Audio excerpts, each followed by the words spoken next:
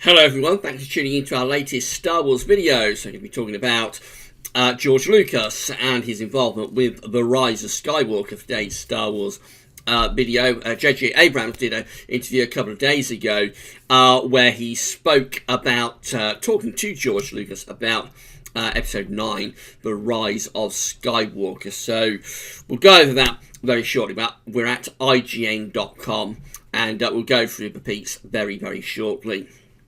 Just say if you're enjoying the Star Wars content on this channel, please like, share and subscribe. We are trying to build the channel back up after being dormant for around 5 years. We used to do weather content on this channel. We've now moved the channel towards a Star Wars focus. So we've been running Star Wars videos now for around a month, so not all that long, but we're starting to get a few subscribers now coming on board. So hopefully the videos will begin to gain a little bit of traction. As I say, if you're enjoying the Star Wars content on this channel, like, share and subscribe. Let us know through the comments that you're enjoying what we're doing. Right, so let's have a look at this then. So how George Lucas helped finish Star Wars The Rise of Skywalker. Under that, we've got J.J. Abrams consulted with him to help craft the end of the Skywalker saga. So for a little while now, we've been hearing rumours about George Lucas being involved with Episode 9 to some degree. Of course, we know that when he sold his company and the rights to Star Wars to Disney, he was supposed to be a creative consultant at that point. So, in the interview he did with Kathleen Kennedy when he sold the company, Kathleen Kennedy being Lucasfilm president, of course, it was made very clear that George would be sticking around as a creative, sort of, in a creative consultant role. That he'd be helping to develop his ideas for the sequel trilogy. When he sold the company, he gave story drafts for episodes 7, 8 and 9. At some point through 2013, George walked away from the whole thing. We know from interviews that he gave around the time Force Awakens came out that he was very unhappy with the focus that Disney and Lucasfilm Limited under Kathleen Kennedy had taken for Episode 7, The Force Awakens. And so George really said, I'm out, and he didn't want to have anything to do with it. And that appears to have been the case for Episode 8 as well. I don't think there was very much consultation between George and Rian Johnson for The Last Jedi either.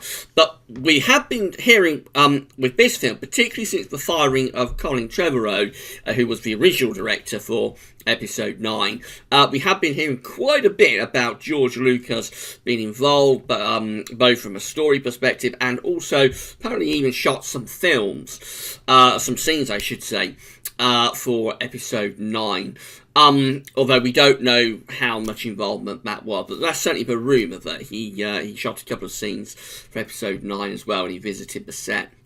Anyway, let's get on with the piece. So it begins. It's by Joshua Yale, and as I said, we're at IGN.com. So it begins. The new teaser trailer for Star Wars The Rise of Skywalker features quite a surprise as the trailer comes to a close, the screen cuts to black and our ears are filled with the cackling of Emperor Palpatine.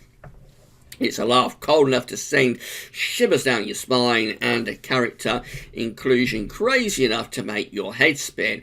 He met his electrifying end in Return of the Jedi after all. IGN talked to director and co-writer J.J. Abrams at Star Wars Celebration Chicago about how the iconic villain came to be a part of the film, and his answer included a meeting with the maker himself, George Lucas. So J.J. Abrams says this movie had a very, very specific challenge, which was to take 8 films and give an ending to 3 trilogies, prequels, originals and sequels, of course. And so we had to look. At what is the bigger story. We had conversations amongst ourselves. We met with George Lucas before writing the script. Abrams says these were things that were in real, not debate. But looking at the vastness of the story and trying to figure out what is the way to conclude this. But it has to work on its own as a movie. It has to be its own thing. It has to be surprising and funny, and you have to understand it. It says check out Abrams' full response in video below. It goes on a little bit more. Months ago, it was rumoured that Lucas had been consulted for episode 9 to help make it a satisfying conclusion to the saga that he started. So now Abrams has confirmed that involvement. Abrams didn't specifically cite Lucas as the person who came up with the idea to put Palpatine in The Rise of Skywalker, but given that Abrams brought up Lucas while discussing The Fallen Emperor, it may well have been him, down to Lucas, I think that means. In the original trilogy, Lucas presented Palpatine as the powerful boss who commanded Darth Vader while lurking in the shadows before trying to lure Luke Skywalker to the dark side in a plan that literally blew up in his face. Lucas then used the prequel trilogy to show the Sith Lord's origins, including his rise to power and transformation into a lightning-blasting despot. With Palpatine being a major figure in nearly all of Lucas' Star Wars films, it makes sense why it'd be appropriate to include him in the final chapter of the whole saga. And then it goes on a little bit more about what IGN has talked about as well with other people like Oscar Isaac, but that's not relevant to this piece. So, how much involvement has George Lucas had in this project? That is the question that I think everybody will be asking as we get closer to episode 9. Now, I'll have to admit that I really have been thinking that all of these rumors are primarily Disney marketing, trying to bring the fans back after the backlash of The Last Jedi. I've been quite sceptical about George Lucas's involvement in episode 9, as we now call it, The Rise of Skywalker, because it seemed very definitive when The Force Awakens came out that George was finished with it. He said basically that it's like a divorce and, he's sold his kids off to white slavers. He was talking in those sort of terms, very much like this is the end, that he will never go back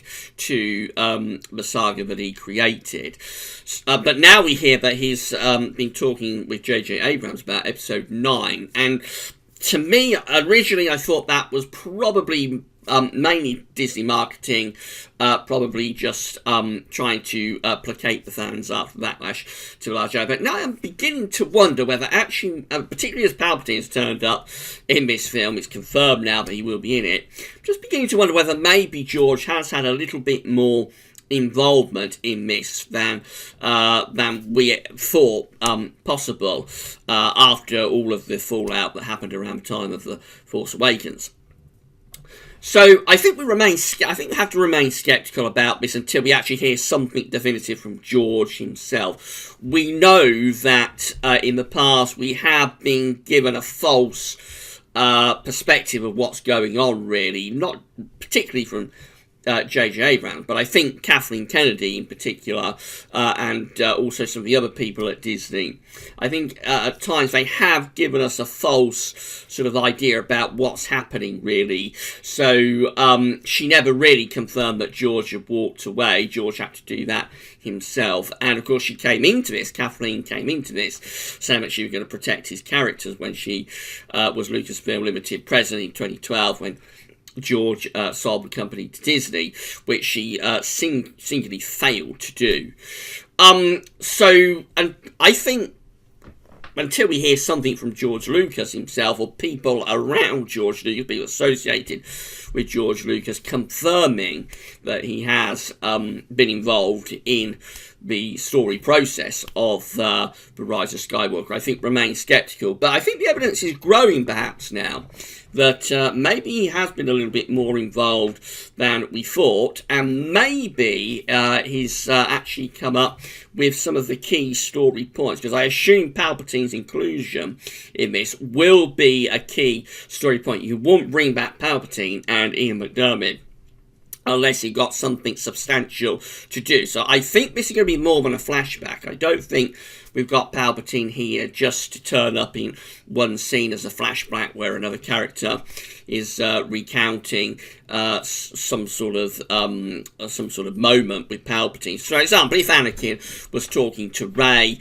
or another character and he was recounting something that had happened in his past and Palpatine showed up for that scene, that would be a flashback. But I think really to bring Palpatine back, to go to the trouble of bringing him back, and to sort of bring Ian McDiarmid back into this as well, I think he's going to have something important to do. I think it'll be more than a flashback.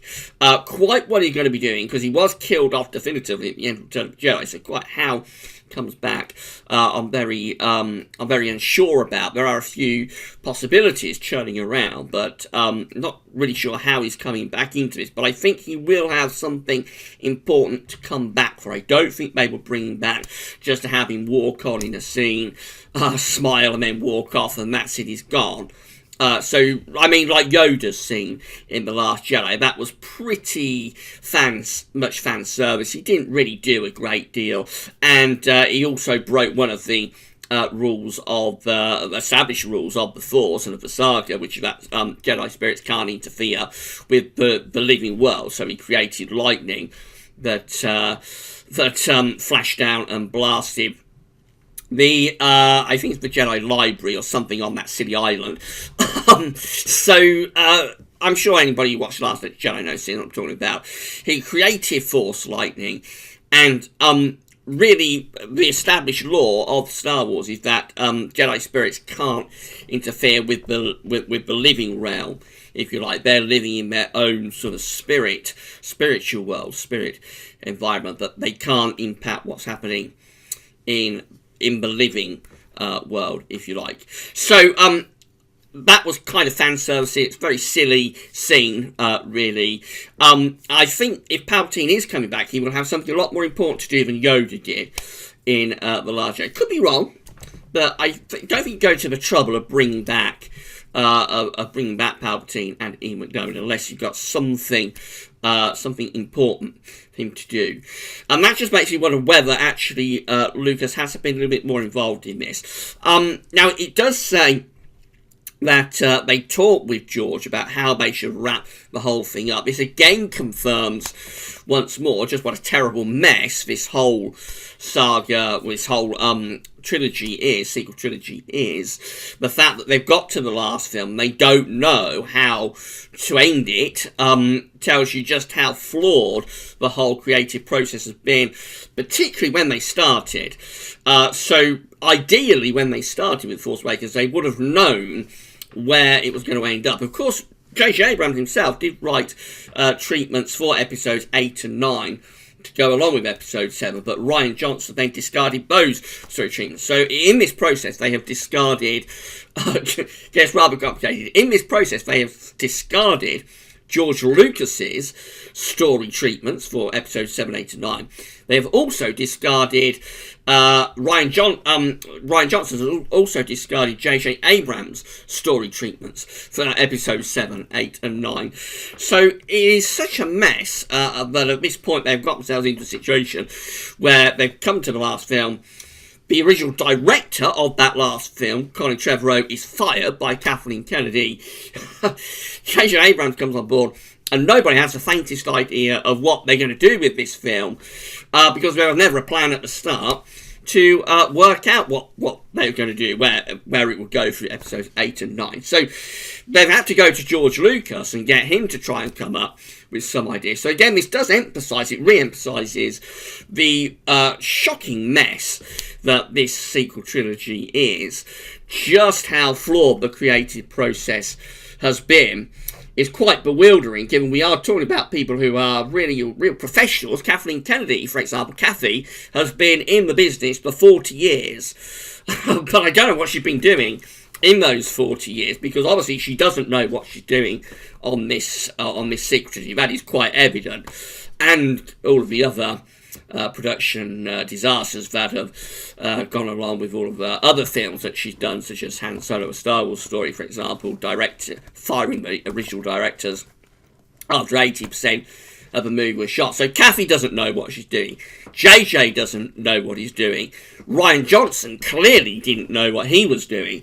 And they've had to go to George Lucas, who had originally walked away from the whole thing and said, I'm out, you get on with it. They've had to go back to him, I think, and try to get him to guide them to where they should go, excuse me, in this final film of the sequel trilogy. So it's a very, very bizarre way to make Star Wars, and I just hope when this sequel trilogy is over at the end of the year that Kathy is moved on and we can start getting some people in who really know what they're doing. I think the Game of Thrones duo, as I've said before, Benioff and Weiss, I think they know what they're doing, but Kathleen Kennedy, Ryan, all of that lot, I think they need to be moved out after episode 9, and we need to get some people in who really know what they are doing, because I don't think Kathy does. I certainly don't think Ryan did.